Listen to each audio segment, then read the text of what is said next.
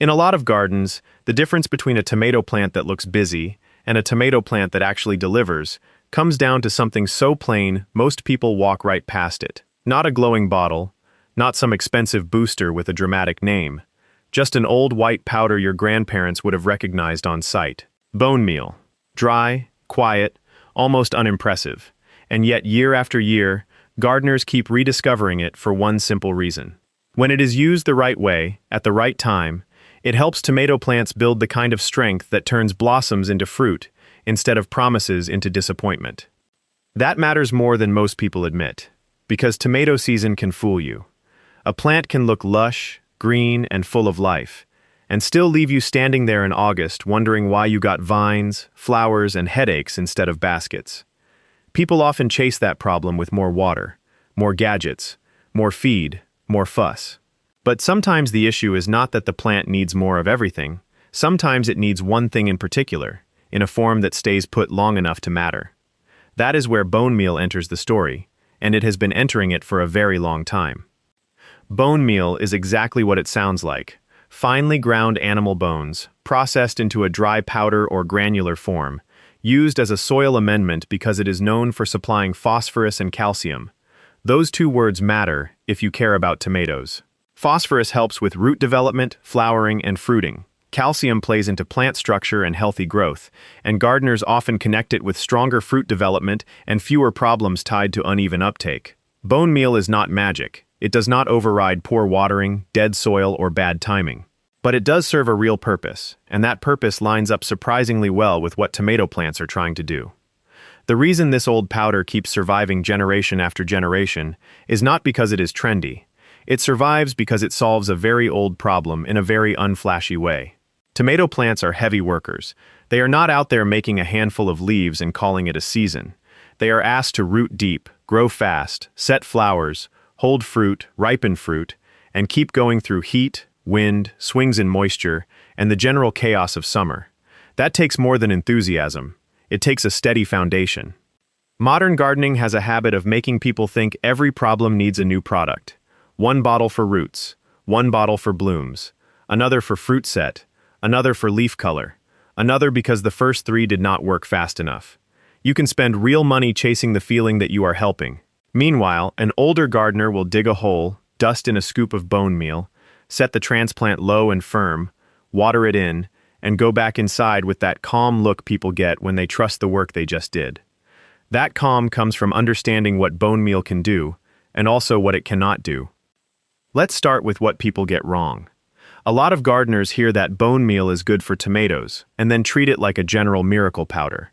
They shake it everywhere, sprinkle it on top of the soil in midsummer, or add it when a plant already looks stressed and expect a quick visible turnaround by the weekend. That is not how bone meal works. It is a slower amendment. It is most useful when it is placed where roots can reach it, and when soil conditions allow nutrients to become available over time. This is not the gardening version of an energy drink. It is more like putting solid beams under a porch before the storm hits. That slower pace is exactly why it tends to work best for tomatoes when you think ahead instead of panicking late. The ideal moment for bone meal is usually around planting time, especially when you are setting transplants into the garden. That is when you can work it into the planting hole, or mix it into the surrounding soil, so the young root system grows into that zone. Instead of trying to rescue a plant after it is already struggling, you are building conditions that support strong early development. Tomatoes reward that kind of planning. What happens below the soil in the first weeks often decides a whole lot about what happens above the soil later on. If you have ever had a tomato plant that stayed alive but never seemed to settle in, you know the feeling. It just hovers. It grows, but without conviction. The stems are there, the leaves are there, but the plant never seems anchored in its own ambition. Good rooting changes that. A plant with a stronger underground start is better able to handle summer's bad manners: heat, dry spells, uneven moisture, the sudden push into flowering. All of it goes better when the roots were encouraged early. That is one of the quiet strengths of bone meal. It supports the part of the plant you do not get applause for. Roots do not impress the neighbors. But roots decide what kind of tomato season you are actually going to have. Now, this is where the contrarian truth comes in. More green growth is not always the goal with tomatoes. In fact, some gardeners hurt their harvest by feeding in a way that pushes excessive leafy growth while the plant puts less energy into flowering and fruiting. A giant, leafy, almost tropical-looking tomato plant can make you feel successful, right up until harvest proves otherwise. Bone meal appeals to practical gardeners partly because it does not scream leaf obsession. It points the plant toward deeper establishment and reproductive work, rather than just lush top growth. That does not mean nitrogen is bad. Tomatoes need balanced nutrition. But it does mean the gardener needs to know what season of growth the plant is in and what result they actually want.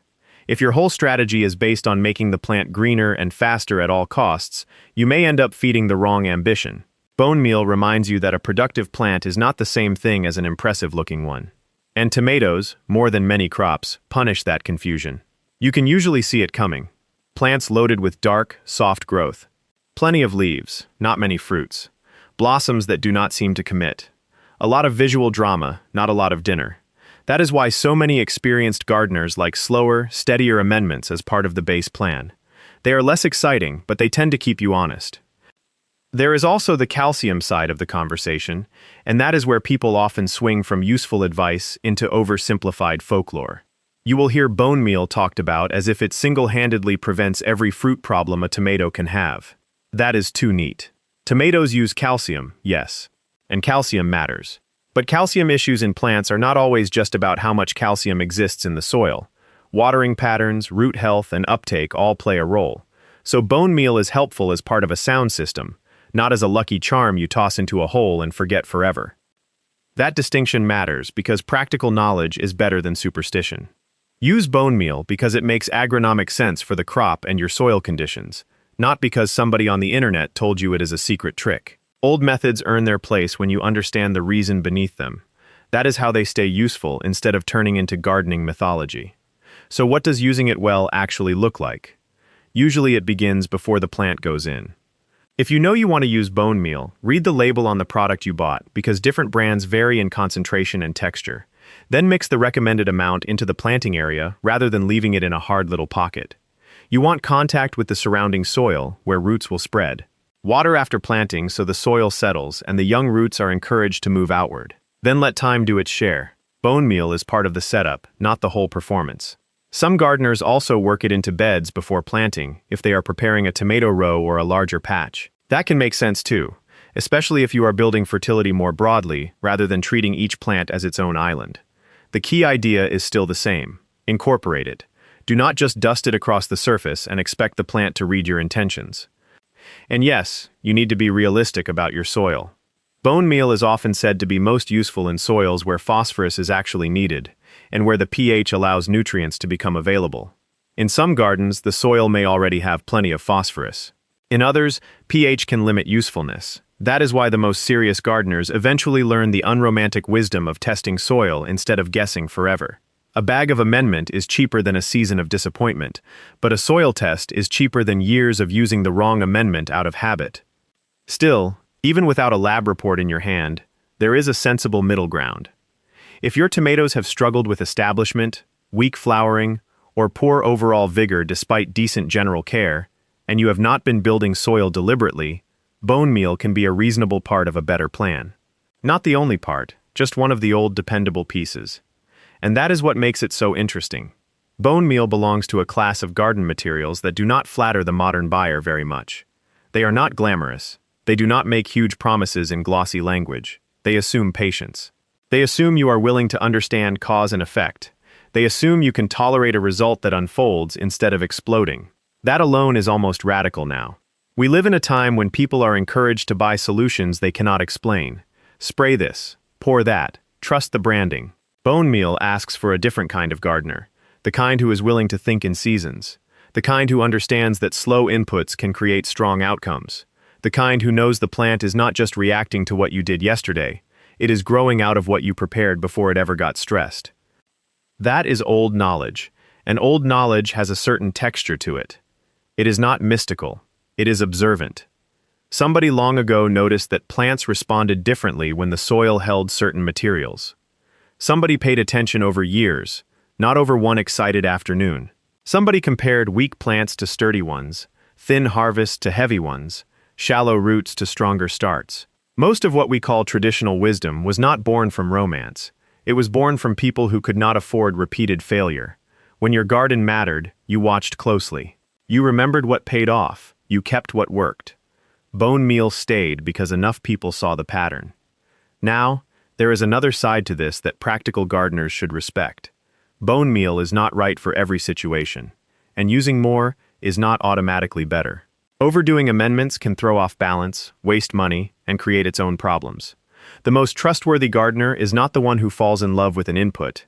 It is the one who knows where an input belongs. Bone meal belongs in a thoughtful system, good soil preparation, reasonable spacing, adequate sunlight, consistent watering, mulch if your conditions call for it, support for the plants, observation through the season. That is how you get tomatoes worth bragging about. You can think of bone meal as a quiet partner, not the star. And maybe that is why so many good gardeners like it. It does its work without demanding attention. No dramatic blue liquid. No chemical smell that makes you wonder what exactly you just bought. No instant burst that tricks you into confusing speed with health. Just a simple, mineral-rich amendment folded into the ground where the real work begins. If you are new to tomatoes, that may sound almost disappointingly plain. But that plainness is part of the lesson. A lot of gardening frustration comes from not respecting how ordinary good growing can look. The strongest methods are often boring on the day you do them.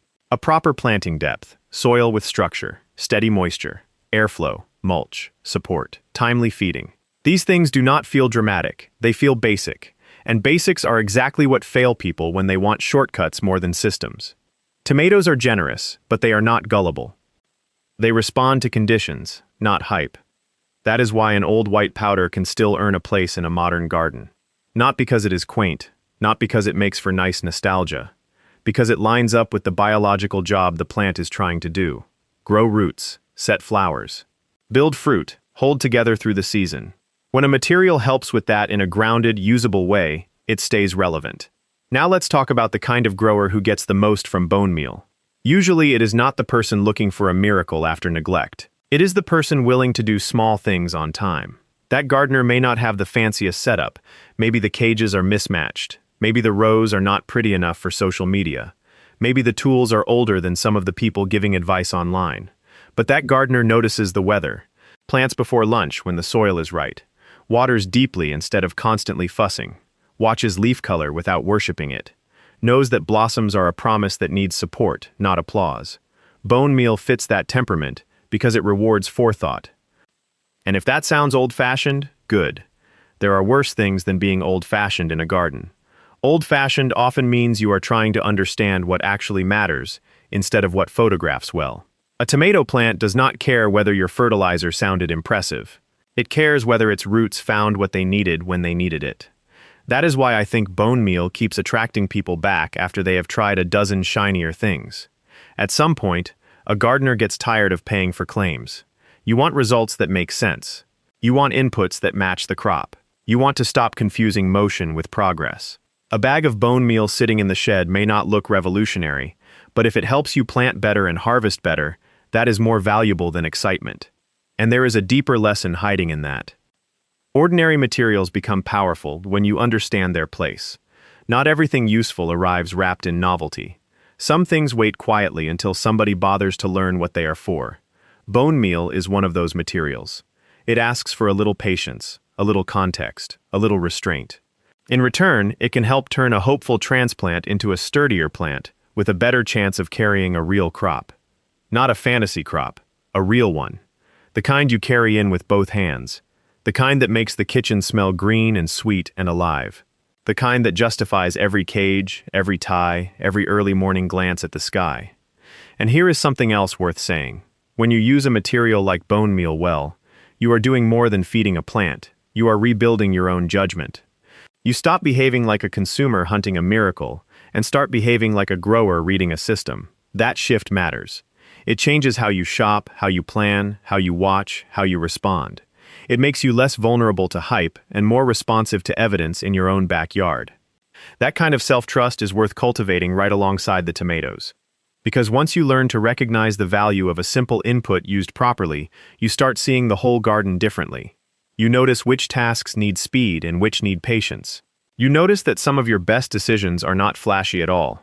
You notice that the old methods that survived were often the ones attached to real observation, not blind tradition.